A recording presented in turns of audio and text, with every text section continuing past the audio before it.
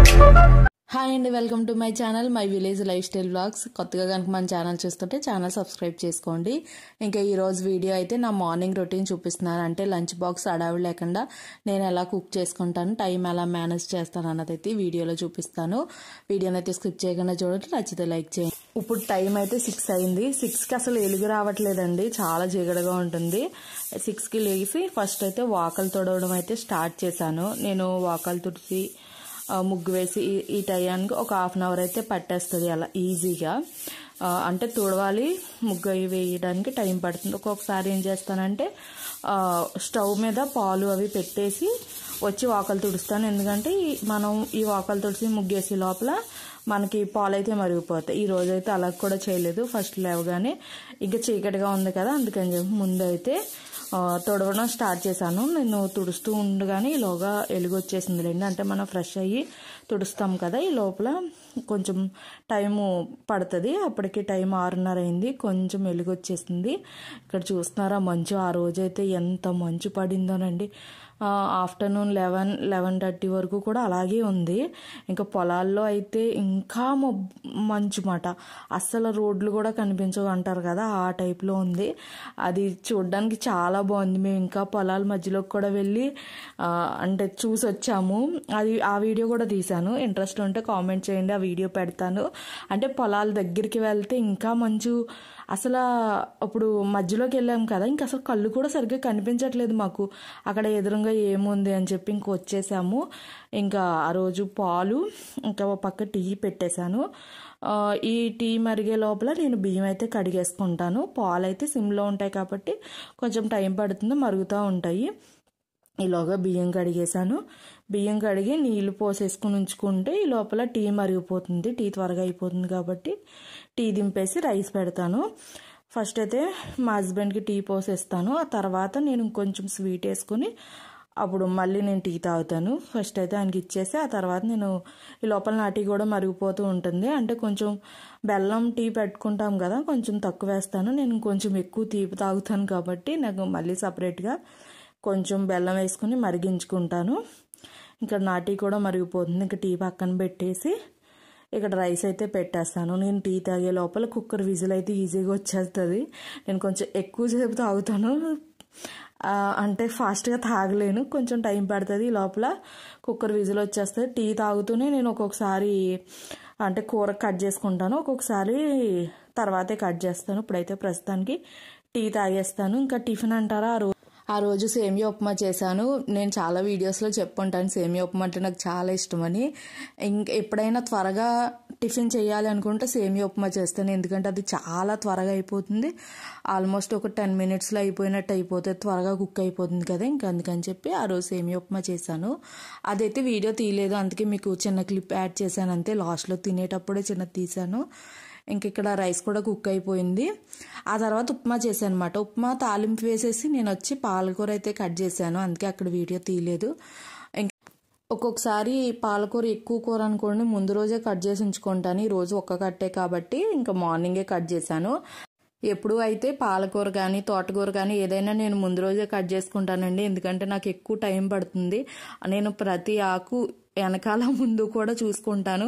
ఒకవేళ చూడకుండా పొరపాటున బాగుంది కదా అని వేసినా నేను అసలు తినను, నాకు అనుమానంతో తినాలనిపించదు. అందుకే చాలా టైం తీసుకుంటాను. 1 అవర్ అన్నా పడుతుంది నాకు ఏదైనా ఆకుకూర బాగు చేయాలంటే. అంత భయం, ఏమన్నా పురుగులు ఉంటాయేమో, నేను సరిగ్గా చూసుకోలేదేమో అనిపిస్తూ ఉంటుంది తిన్నప్పుడల్లా. అందుకని చెప్పి చాలా జాగ్రత్తగా చూసుకుంటాను. ఇంకా తర్వాత గదులు తుడుచుకొచ్చేసాను. 7 o'clock అయితే హాల్ అవన్నీ కూడా తుడిసేస్తాను. ఆ తర్వాత ఇక్కడ కూర తాలింపు వేస్తాను. ఆ రోజైతే నెయ్యితో వేసాను. రోజు నెయ్యి అయితే వేయను, ఒక్కొక్కసారి నెయ్యితో వేస్తాను, లేకపోతే ఆయిల్తో వేస్తూ ఉంటాను. ఆ రోజైతే నెయ్యితో వేయాలనిపించింది కూర తాలింపు, అందుకని చెప్పి నెయ్యితో తాలింపు వేసి జస్ట్ కొంచెం జీలకర్ర పచ్చిమిర్చి వేగిన తర్వాత ఉల్లిపాయలు వేసి అవి కూడా వేగిన తర్వాత కొంచెం కరివేపాకు వేసుకున్నాను. ఇది రెగ్యులర్గా అందరూ వండేలాగే వండేనండి, సంథింగ్ స్పెషల్ ఏం కాదు. జస్ట్ నార్మల్ పాలకూర ఇగురు వండేసాను పాలేసి. ఆ ఉల్లిపాయ మగ్గిన తర్వాత పాలకూర వేసి, పాలకూర బాగా మగ్గిన తర్వాత లాస్ట్లో దింపే ముందు పాలు వేసుకున్నాను. నేను కొంచెం పాలు ఎక్కువ వేసుకుంటాను. మా అబ్బాయికి కొంచెం పాలతో కలుపుకొని తినేలా ఉంటే ఇష్టం. అలాగే ఇష్టం లేని వాళ్ళు జస్ట్ పాలంతా దగ్గరికి వచ్చే వరకు ఫ్రై చేసుకుంటే సరిపోతుంది. ఇక్కడ ఇది మగ్గే లోపల నేను పాలు కూడా చల్లారి పెట్టేస్తాను. జస్ట్ హార్లిక్స్ వేస్తాను. ఆ మధ్యన నేను ఇదేంటంటే బాదం పప్పు కూడా పొడి చేసి వేసాను. అసలు మా అబ్బాయి బాదం పప్పు కానీ జీడిపప్పు కానీ ఏది తిండండి. అదేనే కాదు, పల్లీలు కానీ శనగపప్పు కానీ ఏది అన్నీ ఎడతాడు. అందుకని చెప్పి నేను బాదం పప్పు తింటలేదని పొడి చేశాను. పొడి చేసినా కూడా ఇష్టపడట్లేదు. ఆ పొడి పాలల్లో కలుపుతుంటే ఆ పాలు కూడా తాగట్లేదు. అందుకని చెప్పి వేయడం మానేశాను. ఇంకా పాలు చల్లారి పెట్టేశాను. ఇంకా రైస్ కూడా చల్లారి పెట్టేస్తున్నాను. 7 దాటిన తర్వాత నుంచి ఇంకా అన్నీ చల్లారి పెట్టేస్తాను. అంటే 6:30కి నేను స్టార్ట్ చేశాను వంట. 7 o'clock కల్లా అంటే కొంచెం 10 నిమిషాలు అటు ఇటులో కుక్ అయిపోతుంది కదా రైస్. అప్పుడు ఇంకా 7 నుంచి నేను అన్నీ చల్లారి పెట్టడం స్టార్ట్ చేస్తాను. ఇక్కడ కూర కూడా ఆల్మోస్ట్ మగ్గిపోతుంది. కూర కొంచెం లేట్గా స్టార్ట్ చేస్తాను కాబట్టి కొంచెం టైం పడుతుంది. ఈ లోపల అన్నం అయ్యి కూడా చల్లారి పెట్టేస్తాను. కూర అవగానే ఫస్ట్ కూర కూడా ఇంకా చల్లారి పెట్టేస్తాను. ఒకసారి అంటే టైం ఎక్కువ లేదు, త్వరగా చల్లారేయాలి అనుకుంటే ఒక ప్లేట్లో కానీ దేంట్లో అయినా సరే కూర చల్లారి పెడతాను. లేకపోతే లంచ్ బాక్స్లో డైరెక్ట్గా పెట్టేస్తే ఆటో వచ్చే లోపల ఫ్యాన్ కింద ఉంచితే అది చల్లారిపోతుంది కదా. ఇంకా అలాగా బాక్స్ కట్టేస్తాను. ఆటో రావడానికి 10 నిమిషాల ముందే మేము రెడీ అయిపోయి బయట ఉంటాము. బ్యాగ్స్ అన్ని బయటను పెట్టేసుకుని ఇంకా ఆ రోజు కూడా అలాగే బాక్స్ కట్టేసాను. మా అబ్బాయి స్కూల్కి వెళ్ళిన తర్వాత బట్టలు నేను లాస్ట్ వీడియోలో కూడా మీకు చెప్పాను కదా సంక్రాంతి బట్టలు ఉతుకుతున్నానని. నిన్న ప్యాంట్స్ అవన్నీ ఉతికాను. అంటే సంక్రాంతి బట్టలతో పాటు మళ్ళీ మనం డైలీ యూస్ చేసే బట్టలు మళ్ళీ ఉంటాయి కదా, అందుకని చెప్పి కొన్ని ఉతుకుతున్నాను. ఈ రోజైతే షర్ట్స్ అన్ని ఉతికాను. షర్ట్లు ఏంటంటే మనం గింజి పెట్టాలి కాబట్టి కొంచెం ఎక్కువ టైం పట్టింది ఆ రోజు.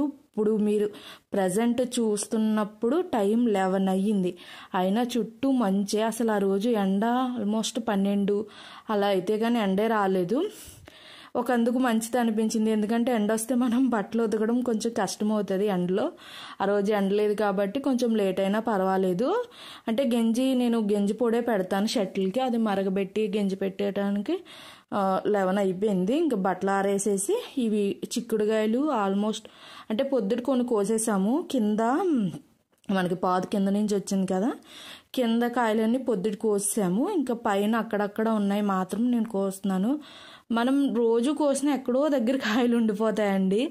అంటే ఇవి పాదు మధ్యలో ఉండిపోతాయి అంటారు కదా, అలా ఉండిపోతున్నాయి. అందుకని చెప్పి ఎలాగా బట్టలు ఆరేసిన తర్వాత ఒకసారి చూద్దామని చూసినందుకు కొన్ని కాయలు దొరికినాయిలేండి. ఇంకా వెనక్కి చాలా ఉన్నాయి.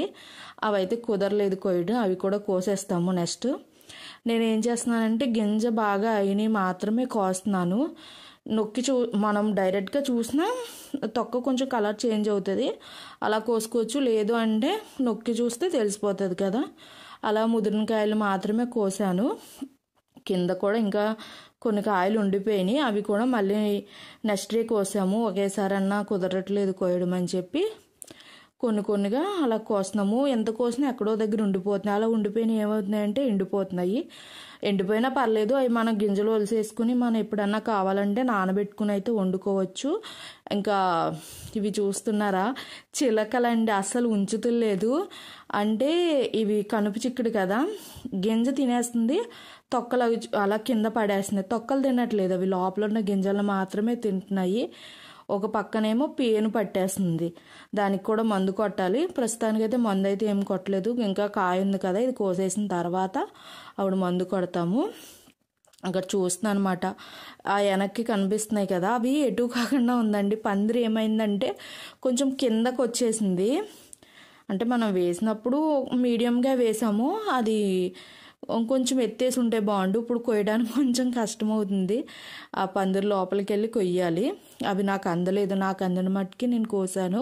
ఇవి చూస్తున్నారా పురుగు పట్టేసిందండి. స్టార్టింగ్ నుంచి అక్కడక్కడ పురుగు పడుతుంది. ఇప్పుడు పురుగుతో పాటు పేను అంటారు కదా, అది కూడా పడుతుంది. దానికి పులిసిన మజ్జిగ వేస్తే తగ్గుతుంది అని చెప్పారు. మజ్జిగ అయితే నేను పులబెడుతున్నాను, దాన్ని స్ప్రే చేస్తాను, అప్పుడు కూడా మీకు చూపిస్తాను. ఇంక ఇక్కడ సొక్కాలన్నీ కూడా ఆరేసేసానని చెప్పాను కదా, ఇంకప్పుడు సరిగ్గా ఎండ వస్తుంది. నేను చిక్కుడుకాయలన్నీ కోసేసానులేండి. నేను చూపిస్తాను మీకు ఎన్ని అయినాయో. ఈసారి అయితే కొంచెం ఎక్కువ అయినాయి, ఎందుకంటే మొత్తం కోసాము. పైన పాదు మీకు ఎక్కువ కనిపించట్లేదు, పాదంతా కింద మనకి నారింజ చెట్లు ఉన్నాయి 2, ఒకటి నారింజ ఒకటి నిమ్మ చెట్టు, మొత్తం ఆ 2 చెట్లు అంతా పాకేసింది పాదు. దాంట్లో ఇంత కాయ ఉందో, కొంచెం కయడానికి కష్టమైనా సరే ట్రై చేస్తున్నాము, ఎందుకంటే ముళ్ళు గుచ్చుకుపోతున్నాయి. అది నిమ్మ చెట్టుకి నారింజ చెట్టుకి రెండింటికి ముళ్ళులు ఉంటాయి కదా. ఇదేమైందంటే ఆ చెట్టు మీద పాకడం వల్ల మన హ్యాండ్స్ పెడుతుంటే గుచ్చుకుంటున్నాయి, దానివల్ల కోయడం ఇబ్బంది అయినా సరే చాలా మట్టుకు కోసేసాము. ఇక అవైతే ఆ రోజు వచ్చిన చిక్కుడుకాయలు. ఇంకా తర్వాత పచ్చిమిర్చి కూడా కోయడం స్టార్ట్ చేశాను. మనం ఒకసారి కోసిన తర్వాత అన్నీ కొయ్యాలనిపిస్తుంది కదా. ఈ పచ్చిమిర్చి ఏంటంటే చాలా రోజుల నుంచి కొయ్యట్లేదు, నేను అలా వదిలేసాను. మనం 2 పచ్చిమిరపకాయ మొక్కలు వేసాము, ఒకటేమో మామూలు మనకి ఎండుమిర్చి ఉంటుంది కదా, అది జిమ్మేశాను. ఇది చిన్నకాయ వేరే వాళ్ళు ఇచ్చారులేండి విత్తనము. మన ఇంటి దగ్గర 2 సంవత్సరాల నుంచి కాస్తుంది ఇది. అంటే ఇంకా మనకు నేలను వేస్తే ఇంకా పెద్ద చెట్టు అయి బోల్డ్ కాదని కుండీలో కదా, అందుకు తక్కువ కాస్తుంది. అవి ముగ్గిపోయినాయి, అందరూ కొయ్యట్లేదు అంటున్నారు. ఆ కాయలేమో ముగ్గిపోయి ఎండిపోతున్నాయి. ఆ ఎండిపోయింది మన కోసి నేను ఈ గులాబీ మొక్క మొదట్లో వేస్తే ఇన్ని చిన్న చిన్న మొక్కలు వచ్చేసి మీకు చూపిస్తాను.